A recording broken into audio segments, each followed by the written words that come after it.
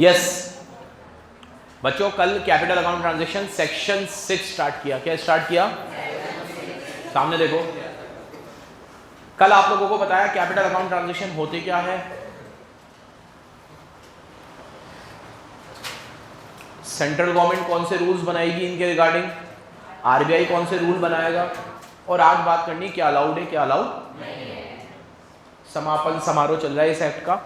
तो सेक्शन 6 में पहले हम लोगों ने कैपिटल अकाउंट ट्रांजैक्शन, मेरी बात सुन लो, पीआरआई की एसेट और लायबिलिटी इंडिया के बाहर ऑल्टर होती है इंक्लूडिंग कंटीजेंट लायबिलिटी, और पीआरओआई की एसेट और लायबिलिटी इंडिया में ऑल्टर होती है, सिर्फ एसेट और लायबिलिटी, और वहां एसेट लायबिलिटी और तो वो ट्रांजैक्शंस क्या कहलाते हैं? Capital account transaction. यूजुअली जैसे करंट अकाउंट ट्रांजैक्शन अलाउड है, ऐसे कैपिटल अकाउंट ट्रांजैक्शन सारे के सारे अलाउड नहीं है। इसके अंदर सबसे पहले सबसेक्शन 1 पढ़ा हमने, ठीक है। सबसेक्शन 1 ये आप लोगों को बताया, कोई भी कैपिटल अकाउंट ट्रांजैक्शन करोगे तो जैसे करंट में बताया था, किसके थ्रू करोगे? Authorised person.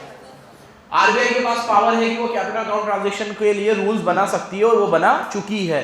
क्या रूल बनाए हैं कि आरबीआई कहती है कि कोई भी कैपिटल अकाउंट ट्रांजैक्शन करोगे जो डेट इंस्ट्रूमेंट से रिलेटेड है, तो वो कितने करोगे, लिमिट क्या होगी, और उसकी टर्म्स एंड कंडीशन कौन डिसाइड करेगा? RBI in consultation with CG. और अगर कोई भी ऐसा कैपिटल अकाउंट ट्रांजैक्शन करोगे जिसमें डेट इन्वॉल्व नहीं है, नॉन डेट ट्रांजैक्शन है, तो उसके लिए कौन रूल बनाएगा? Central government with consultation. 3 point यहां बिल्कुल सेम थे, कल लर्न करवा दिए थे। यहां पे भी आएगा क्लास ऑफ ट्रांजैक्शंस, फिर limit, terms and condition. Date के लिए कौन बनाएगा? आरबीआई। नॉन डेट के लिए सीजी। यहां लिखोगे RBI with consultation, in consultation with CG, यहां लिखोगे CG in consultation with RBI. दोनों जगह सेम है, बिल्कुल क्लियर। ये ट्रांजैक्शन इन लोगों ने बनाया कि ये ट्रांजैक्शन आप कर, लेकिन इनमें एक्सेप्शन था। क्या एक्सेप्शन था? कोई भी रूल्स एप्लीकेबल नहीं होंगे रीपेमेंट ऑफ लोन के ऊपर। मतलब अगर मैंने लोन ले रखा है बाहर से, तो उसके लिए कोई लिमिट, कोई रूल नहीं है, वो लोन तो मुझे चुकाना ही, उसके लिए तो आरबीआई को मुझे डॉलर देना ही पड़ेगा। कल मैंने बताया था, नहीं तो इसके कॉन्सिक्वेंसेस क्या हो सकते हैं। आज अगर मुझे, कल बताई थी ये बात कि मैंने वहां से $5 लाख का लोन ले रखा है, और आज मुझे वहां पे भेजने हैं $5 लाख, और मैं बोलूँ नहीं 2.5 लाख तक की लिमिट है, मैं तो तुम्हें नहीं भेज रहा क्योंकि हमारा देश तो अलाउ ही नहीं करता, तो वो का लोन क्या, वो बेड डेट मान ले, आपको लोन तो चुकाना ही। सेम उसी तरीके से मेरा कोई एफडीआई इंडिया के बाहर है, उसके लिए मुझे पैसे भेजने, मशीन भेजनी है, उसके लिए भी कोई लिमिट नहीं है। तो 2 एक्सेप्शन हो गए, for repayment of loan and for FDI in the ordinary course of business. Ordinary course of business में कोई अगर मशीन खरीदनी है आपको, तो आप खरीद, उसके लिए कोई रेस्ट्रिक्शंस नहीं है।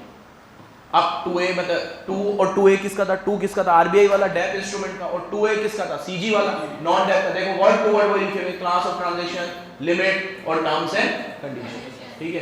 3 में लिस्ट थी, जो अलाउड थे वो सब लिस्ट 2019 में हटा दी। अब 4 से तुम्हें पढ़ाना है कि कौन से ट्रांजैक्शंस आप कर सकते हो, अलाउड है, और कौन से अलाउड नहीं है। एक स्टोरी की तरह लर्न करवाऊंगा मैं आपको, ये बहुत इंपॉर्टेंट चीज है। एक स्टोरी समझना बराबर से। किसको जाना है फॉरेन? तुम में से कौन इंटरेस्टेड है फॉरेन जाने के लिए?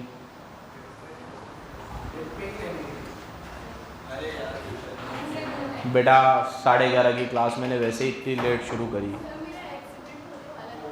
गाड़ी को कुछ हुआ तो नहीं?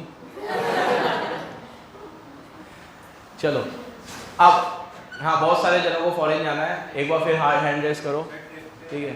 अरे ट्रिप पे मतलब ऐसे जाना है, घूमने फिरने, रहने जाना है, रहने भी जाना है तुम्हें? पलक तुझे रहने भी जाना है? तुझे भी? साले मरे, कहाँ जाना है? स्विट्जरलैंड जाना है, वेरी गुड। एक बार मुंह तो धो के आओ, और आधार कार्ड को पेन से अपग्रेड कराओ पहले, हो गया है ना? चलो, तो आज हम हमारे सिद्धार्थ को स्विट्जरलैंड भेजेंगे। 3 तक मैं आपको पढ़ा चुका हूँ, रिवाइज करा चुका हूँ। 4 से कौन से ट्रांजैक्शन आप कर सकते हो, उसकी एक स्टोरी सुनाऊंगा शानदार, और वो स्टोरी से फिर एक वर्ड को लिंक करेंगे। चलो सामने देखो, हमारा सिद्धार्थ स्विट्जरलैंड गया, ठीक है, और वहां पे ये किसी जॉब के लिए गया, किसी के यहाँ पे एम्प्लॉयमेंट इसने स्टार्ट किया। अब वहां पे जहाँ इसकी शॉप वॉप थी, उसके पास में एक आंटी थी, उनका कोई भी नहीं था, सिर्फ एक लड़की थी, ठीक है। आगे आप सब समझ ही गए हो, ठीक है। तो आंटी को सुनो, आंटी को हमारा जो सिद्धार्थ है वो बड़ा व्यवहारिक लगा, बड़ा संस्कारिक लगा, ठीक है। तो आंटी ने उनकी जो लड़की थी उसका हाथ सिद्धार्थ के हाथ में दे दिया और इनकी शादी करवा दी, कन्यादान हो गया, सब कुछ हो गया, शादी वादी हो गई। सुनते जाओ बराबर। आंटी की बहुत सारी प्रॉपर्टी थी, बहुत सारी प्रॉपर्टी थी जो उन्होंने सिद्धार्थ के नाम कर दी। और जो इसका बॉस था वो भी सिद्धार्थ से बहुत इंप्रेस था, तो अच्छी खासी सैलरी भी देता था। ऐसे सिद्धार्थ का स्विट्जरलैंड में बढ़िया कट रही थी जिंदगी, सब कुछ बढ़िया, इनकम होती थी। सिद्धार्थ को जैसे जैसे पैसे बचते थे तो वो इंडिया को कभी भूला नहीं, वो यहाँ पे भी थोड़े पैसे अपूर्व को भेजता रहता था कि मेरे नाम पे ये प्रॉपर्टी ले लेना, आज मेरे नाम पे ये प्रॉपर्टी ले लेना। ऐसे करके इसने अपना एक बहुत बड़ा एम्पायर यहाँ चीपा बड़ौद में भी खड़ा कर लिया। तो वहाँ पे भी चीपा बड़ौद में, मंडाना में इसकी बहुत सारी प्रॉपर्टीज़ है। कहा कभी ना कभी तो देश आना ही है, ठीक है। अब 10 साल स्विट्जरलैंड में काम करने के बाद इसको लगा कि यार यहाँ मज़ा नहीं आ रहा है, ठीक है। ये क्या थोड़ी कुछ बहस हो गई किसी पुलिस वाले के साथ, तो इसको जेल में डाल दिया 6 महीने के लिए। देन सिद्धार्थ रियलाइज कि भौंकने की जो आज़ादी इंडिया में है वो कहीं नहीं है। जरा सी बात बोली और जेल में डाल दिया। बस इतना बोला कि भाई ये मेरा चालान नहीं बनना चाहिए ओवर स्पीडिंग का, और बना लिया उन्होंने चालान वाला। 6 महीने जब ये जेल काट के आया तो इसको लगा कि यार चलो देश वापस, ठीक है, इंडिया इज़ बेस्ट। तो ये भाई साहब अपना सब कुछ वहाँ पे बंद कर कुरा के यहाँ आ रहे थे। तो आंटी ने इसको कहा कि भाई मैंने तेरे गिफ्ट में इतनी सारी प्रॉपर्टियाँ दी है तेरे को। बोला आंटी रहने दो, रेंट आता रहेगा, मैं भी कभी कभी आता रहूँगा, वो तो रहने दो आप। इसका बॉस जो इससे बहुत इम्प्रेस था उसने भी कहा कि भाई तू जा रहा है यार, तेरे बिना काम कैसे चलेगा। तो इसने कहा सर वर्क फ्रॉम होम, ठीक है, मैं घर जा रहा हूँ, वहाँ से काम करूँगा। तो बॉस ने कहा यार ये भी पॉसिबल है, हो तो सकता है वहाँ से भी काम। तो एक काम करिए, 2-3 घंटे का जो अकाउंटिंग का और इस तरह का काम है ये तो तू वहाँ से कर लेना, बाकी मैं यहाँ कोई लड़का रख लूँगा, ठीक है, तो तू टच में रहना। अब सिद्धार्थ वहाँ पे सब कुछ वाइंड अप कर कुरा के बॉस के साथ सेटिंग, आंटी के साथ सेटिंग और अपनी सेटिंग, अपनी वाइफ को लेकर इंडिया आ गए, ठीक है, अपनी वाइफ को लेकर बच्चों के साथ इंडिया आ गए। 10 साल रहा है भाई, ये मस्ती मजाक यहीं तक रखना, ठीक है, वीडियो अलग रिकॉर्ड हो रहा है, कोई बात नहीं यार, शादी तो कराइए सिद्धार्थ, ऐसा कोई गलत थोड़ी है। चलो, वो बच्चा ही शादी के बाद ही हुआ है। अब तो सिद्धार्थ, सुनो बच्चों सुनो, सिद्धार्थ अपनी फैमिली के साथ इंडिया आए। अब इसकी कुछ प्रॉपर्टी इंडिया के बाहर है, स्विट्जरलैंड में, जो इसको गिफ्ट वगैरह मिली थी। इसका बैंक अकाउंट भी है इंडिया के बाहर, कि 10 साल रहा है तो अकाउंट भी खुला ही रखा था वहाँ पे, वो भी ये ऑपरेट करता है। अब ये लेकिन इंडिया में गया है, तो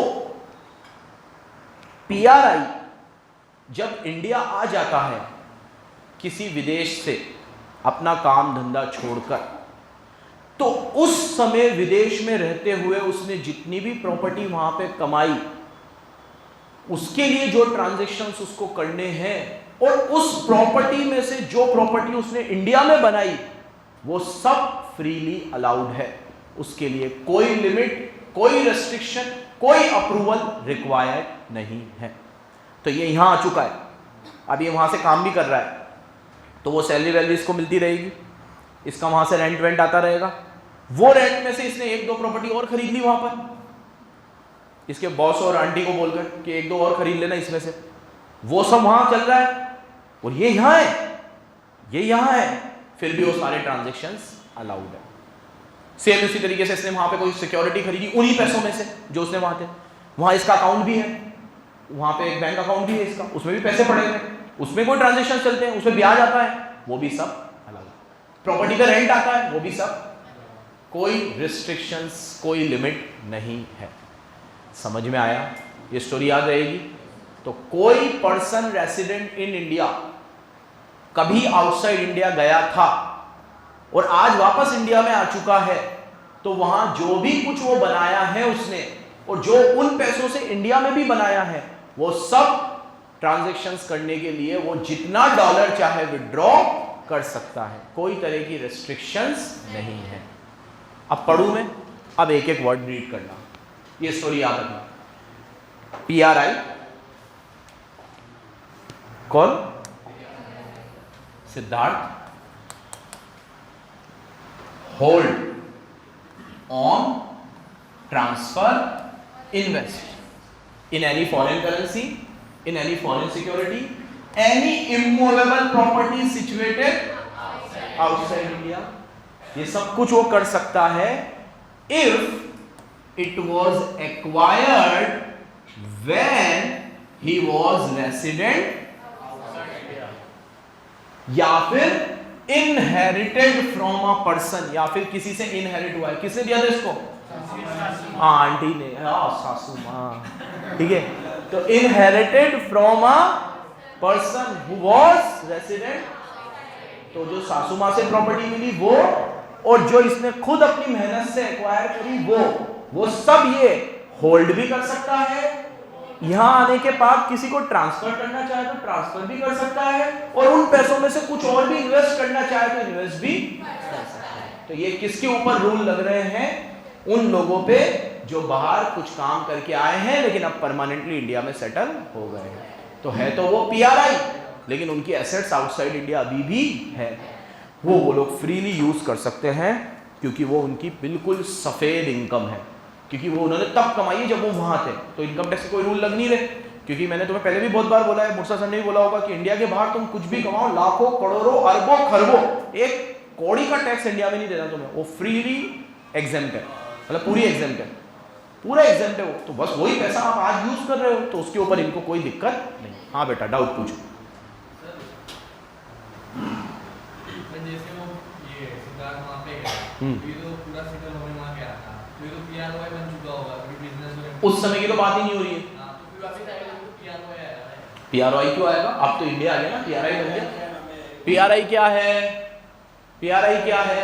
जो प्रीवियस ईयर में 182 डेज इंडिया में रुका हो, ठीक है, और प्लस वो इंडिया में PRI के अंदर फिर वो एक्सेप्शन, 2 एक्सेप्शन थे, याद है क्या एक्सेप्शन थे? अगर वो PRI है, पिछले साल 182 डेज इंडिया में रुका है, लेकिन इस साल वो एम्प्लॉयमेंट के लिए, बिजनेस के लिए, फलाने के लिए जा चुका है, तो फिर वो लिमिट एप्लीकेबल, फिर वो PRI ही माना जाएगा, अगर वो 3 पर्पस के लिए जाता है। सेम ऐसे ही कोई बंदा 3 पर्पस के लिए इंडिया में आया है, तो फिर वो भी PRI माना। तो ये तो एम्प्लॉयमेंट के लिए इंडिया में आया है, और अनसर्टेन स्टे के लिए आया है, क्योंकि अब इसका वापस स्विट्जरलैंड जाने का इरादा, ये तो PRI बन गया। ठीक है, बेसिक रूल तो भूलना ही मत। PRI, PROI, current account, capital account, 4 pillars है, इनको तो भूलना ही मत। और एक ऑथराइज पर्सन, ऑथराइज पर्सन तो वहाँ कोर्स में नहीं है, नहीं तो इसमें भी बहुत चर्चाएं होती, सिर्फ डेफिनेशन पढ़ा के छोड़ दिया। 5 पिलर है। हाँ, अगर मैंने प्रॉपर्टी बेच दी, उससे मेरे पास पैसा आया $3 लाख, तो भी पूरा हो जाएगा 6 लाख के ऊपर। हाँ, वो तो उस प्रॉपर्टी से ही आया है ना तेरे पास, ठीक है। और वैसे भी खैर चलो, अभी एक बात और बताऊंगा इसके सवाल पे से, अभी पहले ये कंप्लीट करते हैं। हो गया ये सेक्शन 4 है, क्या है ये? फिर देखो, कोई भी PRI hold, on, transfer, invest कर सकता है, कोई भी फॉरेन करेंसी में, फॉरेन सिक्योरिटी में, इमूवेबल प्रॉपर्टी में, जो सिचुएटेड कहाँ है? इंडिया के बाहर। अगर वो कब एक्वायर करी थी? व्हेन ही वाज रेसिडेंट, या तो जब वो रेसिडेंट था तब वो एक्वायर करी थी, या फिर उसे इनहेरिटेड गिफ्ट में मिली थी किसी और से जो रेसिडेंट आउटसाइड इंडिया, तो वो उसको आज भी वो सब मेंटेन कर सकता है, उस पर कोई रेस्ट्रिक्शंस नहीं। इसी चीज़ को थोड़ा और इलेबरेट करके लिखेगा। देखो 2014 में आया था ये सर्कुलर, है ना, तो ये क्लैरिफाई करता है, क्या क्लैरिफाई करता है कि फॉलोइंग ट्रांजेक्शंस आर अलाउड। क्या? वो जो 4 चीजें लिखी हुई थी ना वहां पे, उन्हीं को थोड़ा खोल खोल के लिखेगा। Foreign currency account open and maintain when he was resident outside India, ये इंडिया के बाहर था, तो वहां पे इसने क्या खुलाया होगा? है बैंक अकाउंट। अब ये तो यहाँ आ गया, लेकिन बैंक अकाउंट तो अभी भी है, तो उसको ऑपरेट कर सकता है, कोई दिक्कत नहीं है। सेकंड, कोई इनकम इसके बॉस से जो आ रही है, क्योंकि इसका बॉस तो इसको बोल रहा है 3 घंटे तू घर से काम करना, तो इसको अभी भी वहां से इनकम आ रही है। या फिर कोई इन्वेस्टमेंट से इनकम आ रही है, जो इसने कब किया था? जब वो रेसिडेंट आउटसाइड इंडिया था। इसकी सासू माँ ने प्रॉपर्टी दी थी, इसने तो वहीं पे इन्वेस्ट कर दिया था सारा कुछ, और उससे अभी भी इसको रेंट आ रहा है। ये तो आ गया लेकिन प्रॉपर्टी तो वहीं पे सिचुएटेड है तो रेंट आ रहा है। ये स्टोरी याद रखना, ये स्टोरी तुम्हें हर चीज रिकॉल करवा देगी। स्टोरी में सब कुछ है, वर्ड टू वर्ड जो है वो स्टोरी में मौजूद है। तो कोई इन्वेस्टमेंट जो तुम्हें कहां से आ रहा है, जब तुम बाहर थे तब तुमने इन्वेस्टमेंट किया था, इसकी सासुमान दी थी इसको प्रॉपर्टी वगैरह, उससे इनकम आ रही है। इसके बॉस से इनकम आ रही है, बॉस बाहर है लेकिन अभी भी 3 घंटे काम करता है तो उससे इनकम आ ही रही है। फॉरेन करेंसी का अकाउंट मेंटेन कर रखा है तो ये बैंक अकाउंट की बात कर रहा है, ये इनकम की बात कर रहा है, और इनकम भी दोनों वाली बात कर रहा है, जो एम्प्लॉयमेंट से आ रही है वो भी और जो इन्वेस्टमेंट से आ रही है वो भी। अब पॉइंट नंबर 3, कोई भी फॉरेन एक्सचेंज कोई इनकम आ रही है इसके पास कन्वर्जन से, ठीक है, held outside India by person by way of inheritance. जो पैसा कहां से आ रहा है, अब इसने अपनी सासू माँ को कहा अरे वो जो रेंट आ रहा है ना वो कम आ रहा है यार थोड़ा, तो एक काम करो वो प्रॉपर्टी वहीं बिकवाओ और उसका फॉरेन एक्सचेंज यहाँ भेजो मुझे। अपन क्या फिर यहाँ छिपा पड़ो में एक प्रॉपर्टी और लेंगे और इससे रेंट आएगा। फिर मेरे को मेंटेन करने में मुश्किल होती है वहाँ कितना रेंट आता है कितना नहीं, तो भेज दो आप सब, भेज बाज के यहाँ भेजो सारा पैसा, तो वो भी आप भेज सकते हो, उसमें कोई दिक्कत नहीं है, इनहेरिटेंस से जो भी पैसा है। या फिर a person resident in India freely utilize all their eligible asset, जो भी छिपा पड़ोस में इसने एसेट बनाई है, कहां से, बाहर के पैसों से, तो वो भी सब ये फ्रीली अलाउड है, उन्हें यूज कर सकता है। भले बाहर के पैसों से बनाई है लेकिन अभी तो इंडिया में है ना वो सारी चीजें, उनको ये जैसे चाहे यूज।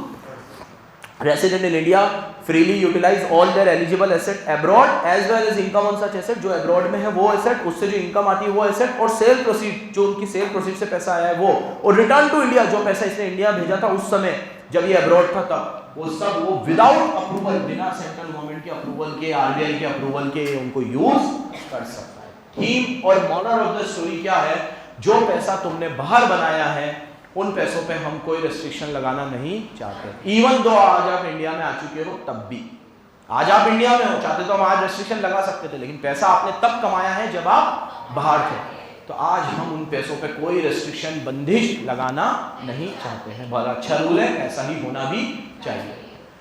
यानी समस्या, ये सेक्शन 6 ही चल रहा है, कैपिटल अकाउंट ट्रांजैक्शन, उसका सब सेक्शन 4 था। ये क्या था, बढ़ू आगे बढ़ू, ये सारा पैसा, तो वो जो चीज इसने यहां पे इतने से में लिखी थी उसको इसने थोड़ा और लंबा करके भी लिख दिया।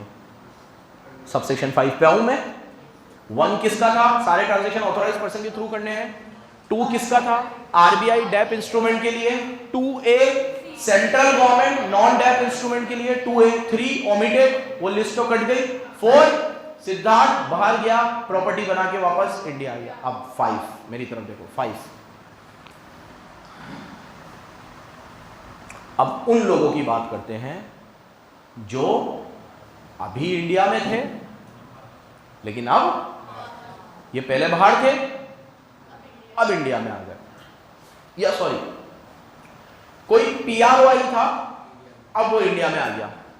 अभी हम बाहर चले गए तो उसकी तो कोई बात ही नहीं होगी ना, वो तो मैं तो ना पीआरआई हूं, पीआरओआई हूं, बाहर जो करना है करो, उससे क्या मतलब। कोई था पहले बाहर लेकिन अब वो इंडिया में आके सेटल हो गया, था पहले बाहर इंडिया में आके, ये रेसिडेंट ऑफ इंडिया की बात हो रही थी। अब कोई पर्सन रेसिडेंट आउटसाइड इंडिया है, वो इंडिया के बाहर, but hold own transfer invest any Indian currency, security, government property situated in India, if such currency Vadala Dimokra had acquired when he was resident in India or inherited from a person who was resident in India। मतलब ये same example को reverse कर लेते हैं कि इसने वहां पे कोई प्रॉपर्टी बनाई और अब ये इंडिया आ गया। अब उल्टा एग्जांपल कि अब हम एग्जांपल लेते हैं अपूर्व का, जो इंडिया में था, बढ़िया कमा रहा था, खूब प्रॉपर्टियां बनाई, खूब बैंक बैलेंस बनाया, 4 बैंकों में अकाउंट था, खूब सिक्योरिटी खरीदी, इंडिया की सिक्योरिटी, प्रॉपर्टियां भी बनाई। अब बोला कि यार 10-15 साल हो गए, पैसे भी खूब है, अब यूएस सेटल हो जाते हैं। तो भाई अब यूएस सेटल हो गए, अच्छा खासा बैंक बैलेंस था, तो वीजा भी मिल गया, कोई दिक्कत भी नहीं आई, तो अब ये भाई बाहर चले गए। तो अब ये हो गए पीआरओआई, लेकिन इनकी बहुत सारी एसेट अभी भी इंडिया में है, तो उन्हें मेंटेन करने के लिए जितना भी करेंसी विड्रॉ करना चाहे उसके ऊपर कोई रेस्ट्रिक्शंस नहीं। तो देखो अब पर्सन रेसिडेंट आउटसाइड इंडिया, ये पीआरओआई बन चुका है, अब गया बाहर, होल्ड ऑन ट्रांसफर इन्वेस्ट, किसमें इन्वेस्ट कर सकता है, इंडियन करेंसी में, इंडियन सिक्योरिटी में, इमूवेबल प्रॉपर्टी जो इंडिया में सिचुएटेड है। कब, इफ जरूरी है यहाँ पे, इफ अगर वो सब चीजें कब खरीदी गई थी, was acquired, past tense में चले गए, कब खरीदी गई थी? when he was resident in India, जब वो इंडिया में रेसिडेंट था या उसको गिफ्ट मिला था इंडिया के किसी पर्सन से। तो सिद्धार्थ और अपूर्व की स्टोरी याद रखना, भाई बाहर कमाकर यहां सेटल हो गए, भाई यहां कमाकर बाहर सेटल हो गए, दोनों के लिए एग्जेम्पशंस मिली हुई है। क्या मिली हुई है? बढ़ो आगे बढ़ो। अब देखो एक सवाल आपको आना चाहिए कि सिद्धार्थ वाला केस तो समझ में आता है, अपूर्व वाले केस में तो सब कुछ इंडिया में ही है, तो उसके लिए तो परमिशन वैसे भी रिक्वायर्ड नहीं थी। बाहर खरीदने के लिए बाहर देखो अपूर्व वाले केस में सब कुछ इंडिया में था, लेकिन अपूर्व बाहर चला गया ना, तो पीआरवाई बन गया, और पीआरवाई कोई भी ट्रांजैक्शन करे जिससे उसकी एसेट और लायबिलिटी इंडिया में ऑल्टर हो, वो कैपिटल अकाउंट ट्रांजैक्शन बन जाता है। तो इसकी जितनी भी एसेट और लायबिलिटी इंडिया में है, तो ये अमेरिका जाने के बाद जब उसे ऑपरेट करेगा तो वो ट्रांजैक्शन तो कैपिटल अकाउंट ट्रांजैक्शन बन जाएगा, क्योंकि ये पीआरवाई हो चुका है। पीआरवाई की कोई भी ट्रांजैक्शन जो एसेट और लायबिलिटी इंडिया में ऑल्टर होती है, तो वो ट्रांजैक्शन क्या कहलाता है? Capital account transaction. तो ये जो भी करेगा वो कैपिटल अकाउंट ट्रांजैक्शन है, और कैपिटल अकाउंट ट्रांजैक्शन में अप्रूवल लेनी पड़ती है। तो इसको रेंट आ रहा होगा इंडिया की प्रॉपर्टी से, अप्रूवल लेना पड़ेगा। इसको कोई एक प्रॉपर्टी, एक प्लॉट के साथ एक और प्लॉट होगा, बड़ा ले लेते हैं थोड़ा बेचकर, तो फिर अप्रूवल लेना पड़ेगा। बैंक अकाउंट खुला रखा है, अप्रूवल लेना पड़ेगा। यहाँ पे रिलायंस के शेयर्स में अप्रूवल लेना पड़ेगा, क्योंकि ये सारी चीजें इसकी एसेट लायबिलिटी को ऑल्टर करेगा। ये बाहर चला जा चुका है, लेकिन ये एग्जेम्पशन डाल के अप्रूवल का सिस्टम हटा दिया, क्योंकि ये इंडिया में रहकर यहीं बनाकर सारी चीजें क्या है। देखो सबसे अच्छा लॉ पढ़ने का तरीका, हर चीज को गहराई से समझने की कोशिश करो, रटने की कोशिश मत करो। क्यों लाए गए हैं प्रोविजन, क्या सेंस होगा इनका, थोड़ा डीप जाते हैं, तरीके से समझते हैं तो बहुत इजी हो जाता है। क्यों लाए गए हैं ये, यहाँ पे था, यहाँ पे प्रॉपर्टी बनाई, यहाँ अकाउंट खुलवाया, यहाँ सिक्योरिटी खरीदी, सब कुछ यहीं पे करा, यहीं के पैसों से करा। अब किसी कारण से विदेश सेटल हो गए, कोई भी कारण रहा हो, अब जब वहां से कोई भी ट्रांजैक्शन यहाँ करूंगा तो मेरी एसेट और लायबिलिटी इंडिया में ऑल्टर होगी, और मैं पीआरवाई बन चुका हूँ, क्योंकि मैं तो विदेश चला गया, तो मैं पीआरवाई बन गया। तीन बातें, अगर आप एम्प्लॉयमेंट के लिए जाते हो, बिजनेस के लिए जाते हो, अनसर्टेन स्टे के लिए जाते हो, तो क्या बन जाते हो आप? पीआरवाई बन गया वो पीआरवाई। अब वो तो बाहर चला गया, तो अब वो सारा कोई भी प्रॉपर्टी बेचेगा अप्रूवल, खरीदेगा अप्रूवल, कोई लोन ले रखा था इंडिया में चुकाएगा अप्रूवल, हर चीज में अप्रूवल। बोला नहीं मत लो अप्रूवल, जो चीजें इंडिया में बना के गए हो उन्हीं को आगे मेंटेन कर रहे हो, तो कोई अप्रूवल रिक्वायर्ड नहीं है। समझ गए?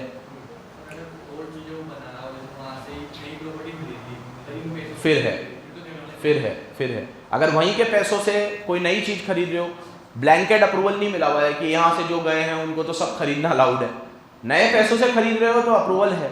उन्हीं चीज को एक्सटेंड कर रहे हो, या उन्हीं ट्रांजैक्शंस को एग्जीक्यूट कर रहे हो, या उन्हीं ट्रांजैक्शन से कोई इनकम आ रही है, तो कोई अप्रूवल रिक्वायर्ड।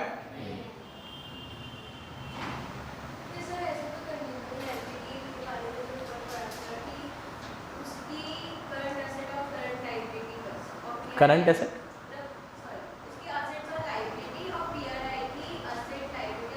हाँ,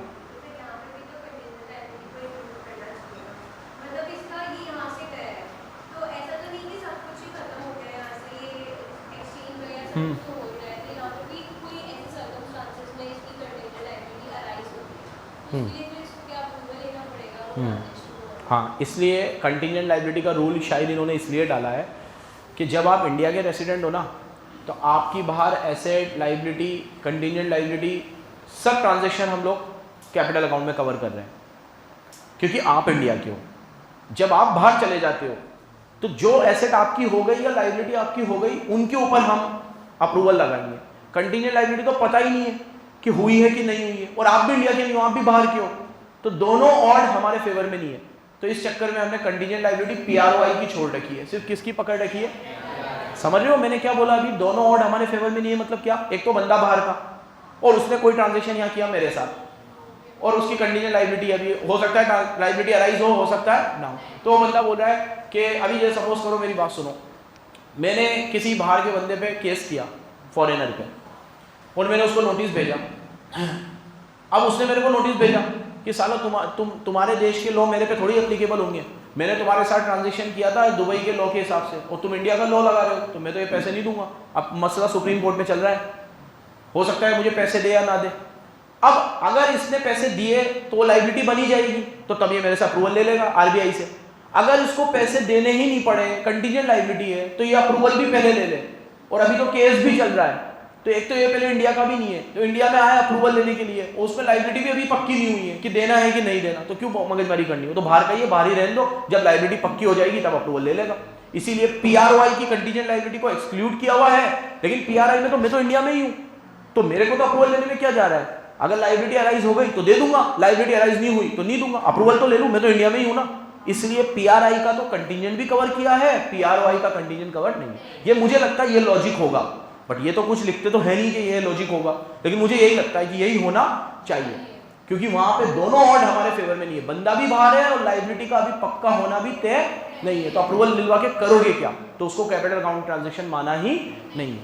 जब लाइबिलिटी पक्की हो जाएगी तब वो अप्रूवल ले लेगा ट्रांजैक्शन करने के लिए, ठीक है। इसी का एक फ्लो चार्ट भी बना रखा है, ये याद रहेगा। अगर कोई कौन है, पीआरआई है, वो होल्ड करता है, ऑन करता है, ट्रांसफर करता है, इंटरेस्ट करता है कोई भी foreign currency, when the same was acquired when he was PROI. ये एक्वायर कब किया है, जब वो क्या था, पीआरओआई। या इनहेरिट किया है किससे, जो पीआरओआई, इसकी सासू मां कौन है, वो पीआरओआई।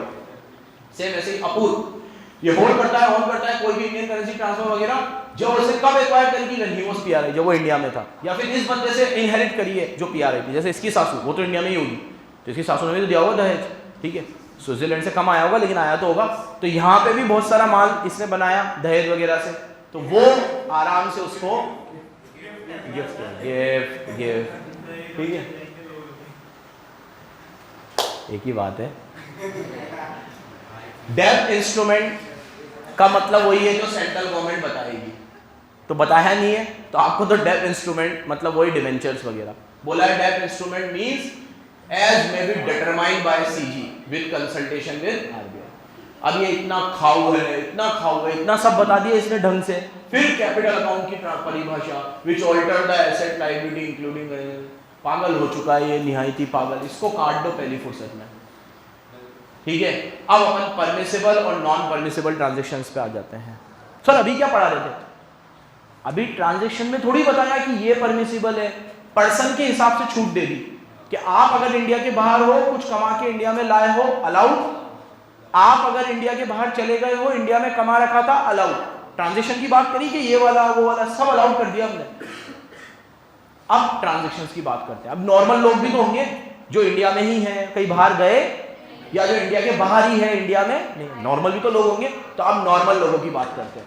नॉर्मल लोगों में दो लोग आएंगे,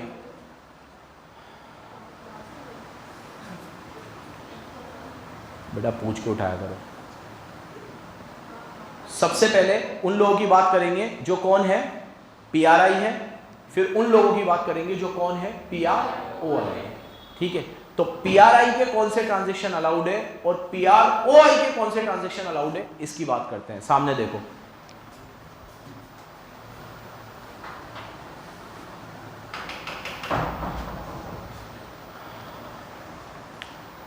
शेड्यूल 1 पीआरआई के ट्रांजैक्शन का है जो अलाउड है, और शेड्यूल 2 पीआरओआई के ट्रांजैक्शंस का है जो अलाउड है। अभी आप, मैं, हम सब पीआरआई है, पर्सन रेसिडेंट इंडिया। अब हमें इंडिया के बाहर कोई ट्रांजैक्शन करना है, मुझे कोई फॉरेन सिक्योरिटी खरीदनी है, इसको कहीं इन्वेस्ट करना है, इसको बाहर बिल्डिंग बनानी है, इसको बाहर से गोल्ड लाना है, इसको बाहर से कुछ करना है, हम सबको करना है बाहर के कुछ ट्रांजैक्शन, अलाउड है कि नहीं है। करंट अकाउंट की बात नहीं कर रहा हूं, तो हो गई पहले बात, किसकी बात कर रहा हूं, कैपिटल। तो सुन लो, ये 8-10 दे रखे हैं, लेकिन एक थीम इसमें भी आ, जैसे उधर एक स्टोरी याद रखोगे, इधर एक मेरी मेन बात याद रखना जिससे तुम्हें याद आ जाएगा क्या अलाउड है क्या नहीं है। देखो, इन्होंने पीआरआई का हर वो ट्रांजैक्शन अलाउड कर दिया जिससे फॉरेन करेंसी इंडिया में आ रही है। ये थीम याद रखना, जितने भी अलाउड किए ना वो सब वही वाले हैं जिससे बाहर का पैसा इंडिया में आ रहा है, और जो रेस्ट्रिक्ट किए हैं ना वो वाले हैं जिससे यहां का पैसा बाहर, मतलब जब इनसे डॉलर मांगने की बात आएगी ना तो रेस्ट्रिक्ट कर रखे, और जब डॉलर कमाने की बात आएगी तो अलाउड कर रखे। रुपया तो दे ही देंगे, रुपए की तो बात ही नहीं आएगी, रुपया तो तुम्हें जितना खर्च करना है करो। अप्रूवल किसकी लेनी पड़ेगी, डॉलर की, फॉरेन एक्सचेंज। तो फॉरेन एक्सचेंज में फिर सुन लेना, शेड्यूल 1 में वो ट्रांजैक्शन है जो पीआरआई कर सकता है, शेड्यूल 2 में वो ट्रांजैक्शन है जो पीआरओआई कर सकता है। ये वो पीआरआई है और वो पीआरओआई है जो सेक्शन 4 और 5 में नहीं थे, क्योंकि 4 और 5 में कौन लोग थे? जो इंडिया में थे, बाहर कमाने गए थे, वापस इंडिया आ गए।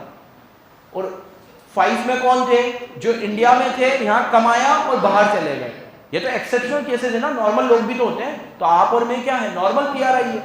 हमें करना है कैपिटल अकाउंट ट्रांजैक्शन। मुझे एसेट खरीदनी है, बाहर खरीद सकता हूं कि नहीं खरीद सकता? ठीक है, तो शेड्यूल 1 में वो है जो परमिसिबल है। आप बाहर थे अभी, सुन लेना, शेड्यूल 1 में वो ट्रांजैक्शन अलाउड है जो परमिसिबल है। इन्होंने सारे वो वाले ट्रांजैक्शन अलाउड किए हैं जिससे फॉरेन करेंसी इंडिया में आ रही है। अभी देखना तुम, जिससे फॉरेन करेंसी इंडिया में आ रही है ना, वो सब अलाउ कर दिए इन्होंने। देखो कैसे, पहले ये टिक कर लेना, These transactions are within the limit if specified in the regulation relevant to the transaction। मतलब ये वो ट्रांजेक्शन है जो अलाउड है, लिस्ट ऑफ परमिसिबल ट्रांजेक्शंस। लेकिन किसके लिए अलाउड है? पीआरआई के लिए। कौन से हैं? देखो, ये सारे वो ट्रांजेक्शंस हैं जिससे पैसा इंडिया में आएगा। Investment by person resident in India, foreign securities में इन्वेस्ट कर रहे हो, शेयर्स वगैरह में, ठीक है, डिविडेंड वगैरह मिलेगा आपको। दूसरा, फॉरेन करेंसी का लोन लिया आपने, raise in India and abroad by PRI. ये लाइन तो लिखने की जरूरत नहीं है, बाय पीआरआई बार बार क्यों लिख रहा है? ऊपर लिख ही दिया ये ट्रांजैक्शन किसको अलाउड है? पीआरआई। तो बार बार पीआरआई लिखने की जरूरत नहीं है। तो पहला कौन सा था? अगर आप फॉरेन सिक्योरिटी खरीदते हो। दूसरा, फॉरेन से लोन लेते हो, लोन लेने में भले कर्जा है लेकिन पैसा तो आ रहा है ना इंडिया में, तो अलाउ कर दिया। तीसरा, ट्रांसफर, बेचने की बात करना है। क्या बेचते हो? कहां बेचोगे? इससे पैसा आएगा जाएगा? सारे वो वाले अलाउ किए। अब खरीदने की बात नहीं कर रहे हैं, परचेज नहीं बोला। क्या बोला? नहीं तो सेल और परचेज दोनों बोलता ना। तो परचेज करूंगा तो डॉलर जाएगा, परचेज वाला अलाउड नहीं किया, सेल वाला अलाउड कर दिया। सारे वो ट्रांजैक्शन अलाउड किए हैं जिससे रोकड़ा अंदर आ सकता है। एक मिनट मुझे पूरा पढ़ा लेने बेटा। तो transfer of immovable property outside India, India के बाहर आप कोई भी इमूवेबल प्रॉपर्टी क्या करते हो? ट्रांसफर करते हो। बार बार ये लिखने की जरूरत नहीं है। पीआरआई, ये लिस्ट किसकी पढ़ा रहा हूं, इसके बाद पीआरओआई की पढ़ूंगा। ये लिस्ट किसकी पढ़ा रहा हूं? चौथी चीज जो अलाउड है, कोई गारंटी आपने दी है in favour of person resident outside India, ठीक है, इससे पैसा जा सकता है आपका, लेकिन कंटीजेंट है, ठीक है, क्योंकि आपने क्या दी है? गारंटी दी है।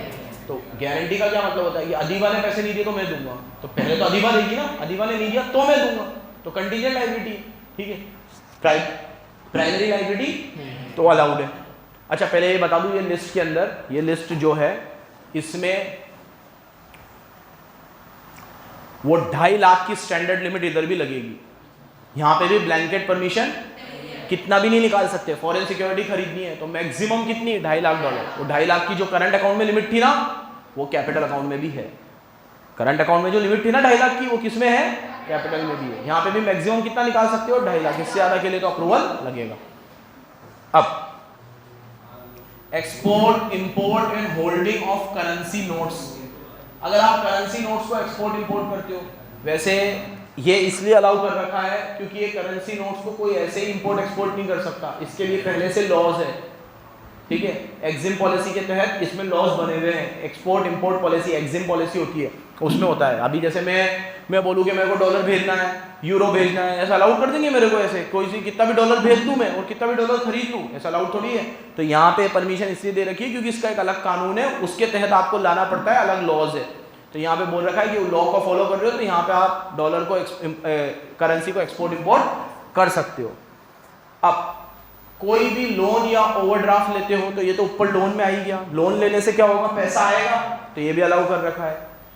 कोई फॉरेन करेंसी का अकाउंट इंडिया के अंदर या इंडिया के बाहर मेंटेन करते हो, आपको कोई ऐसा बैंक पता है जो इंडिया के अंदर फॉरेन करेंसी अकाउंट खोलता हो? जैसे आपने State Bank, HDFC, UCO Bank, Yes Bank, no bank, जितने भी बैंकों के नाम आपने अपनी जिंदगी में सुने हैं, वो रुपीस में अकाउंट खोलते हैं कि डॉलर में खोलते हैं? जितने भी, मैंने भी नहीं सुना कभी कोई इंडिया का ऐसा बैंक हो जो इंडिया में फॉरेन करेंसी में अकाउंट खोले। इंडिया के बाहर तो खोलेगा इसे, इसमें कोई नई बात नहीं है। इंडिया में फॉरेन करेंसी का अकाउंट खोले, इंडिया में इंडिया में। एक फोटोग्राफ में एक बैंक है, उसका नाम है मेरे को कोई बता रहा था, मैं कंफर्म नहीं हूं, मैं कल कंफर्म करके बताऊंगा। स्टैंडर्ड चार्टर्ड बैंक का नाम तुमने सुना है, ठीक है, वो हाँ HSBC भी, HSBC और स्टैंडर्ड चार्टर्ड, इसकी तो ज़्यादा ब्रांचेस भी नहीं है, मुंबई वगैरह में ही मिलेंगी तुम्हें। ये लोग फॉरेन करेंसी में भी अकाउंट खोलते हैं। तो अगर इस तरह का कोई फॉरेन करेंसी अकाउंट आप खुलवाते हो तो वो ट्रांजेक्शन्स भी अलाउड है, उसके लिए भी कोई दिक्कत।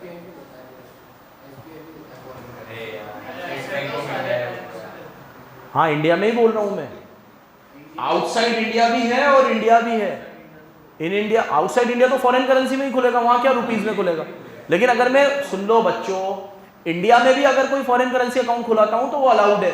ये क्या पढ़ा रहा हूं मैं तुम्हें, schedule 1, all those transaction which are allowed if executed by PRI। ये वो ट्रांजेक्शन है जो अलाउड है, लेकिन कौन करेगा, PRI करेगा। इसका भी एक न्यूमेरिक भी बना लेंगे, ये अलाउड है, लेकिन याद रखना इसमें भी लिमिट कितनी है, 2.5 लाख की लिमिट है। कितने की? फॉरेन करेंसी लोन वाला आपको बता देना, आपकी $3 लाख फिर आप बोलो में तो 2.5 लाख की, तो 2.5 लाख ही भेज दो। रेस करने की बात हो रही है, चुकाने की कोई बात हो रही है। ले तो तू कितना भी लेना, जब चुकाने की बात आएगी तो चुकाना भी अलाउड है। ऊपर बोल ही दिया मैंने कि आप अगर फॉरेन करेंसी का लोन चुकाओगे तो उसके लिए कोई अप्रूवल रिक्वायर्ड नहीं है, लोन तो पूरा ही चुकाना, कोई लिमिट नहीं है। तो ऊपर पहले ही बात हो गई। यहाँ रेस की बात हो रही है, रीपेमेंट की बात, रेस कर सकते हो आप, कोई अप्रूवल नहीं लगेगा। कोई इंश्योरेंस पॉलिसी लेते हो, अलाउड है, ठीक है। कोई भी तरह का लोन एंड ओवरड्राफ्ट लेते हो, फिर लोन लोगे पैसा आएगा, अलाउड है। Remittance outside India of capital assets of PRI, ये एक नया पॉइंट है, मतलब इसमें पैसा आ नहीं रहा है, जा रहा है, क्योंकि ये रेमिटेंस बोल रहा है। तो remittance outside India of capital assets of PRI, इसका क्या मतलब है कि अगर मेरे पास कोई कैपिटल एसेट्स है और वो बेची मैंने और उससे पैसा आया और वो मैं बाहर रेमिट करना चाहता हूँ कैपिटल एसेट बेचकर, तो वो भी अलाउड है, उसके लिए भी कोई रिक्वायरमेंट, परमिशन।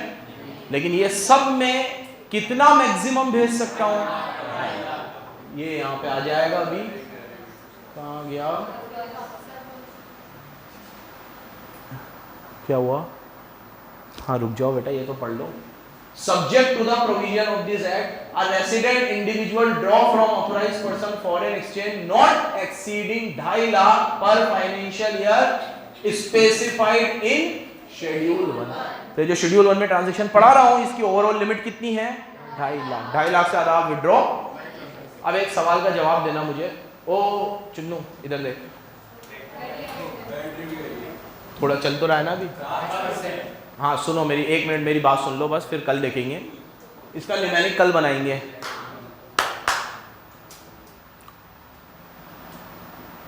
मैं करंट अकाउंट ट्रांजैक्शन भी कर रहा हूँ, कैपिटल अकाउंट ट्रांजैक्शन भी कर रहा हूँ, दोनों में 2.5 लाख की लिमिट मिलेगी कि ओवरऑल 2.5 लाख है?